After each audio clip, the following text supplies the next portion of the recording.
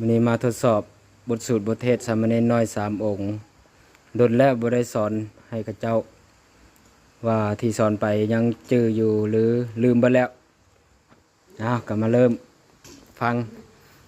พร้อมกันเด้อ1 2 3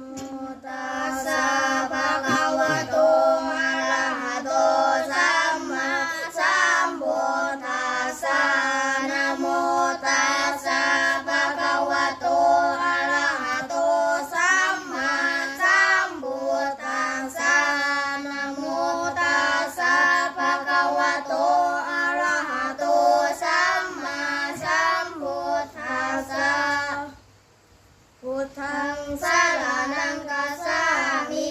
ธัมมังสารนังคัจฉามิสังฆังสารนังคัจฉามิทุติยัมปิพุทธังสารนังคัจฉามิทุติยัมปิธัมมังสารนังคัจฉามิทุติยัมปิสังฆังสารนังคัจฉามิตติยัมปิพุทธังสารนังคัจฉามิตติยัมปิธัม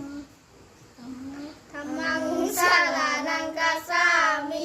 ตติยัมปิสังฆังสารนังคัจฉามิ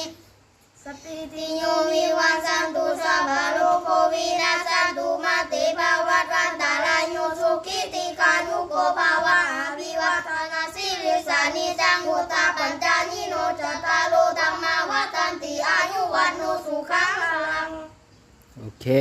ถือว่าจื้ออยู่เอาอีกรอบหนึ่งรอบนี้ไว้กว่าเก่าเด้อ1 2 3 1 2 3 4 โมเมนต์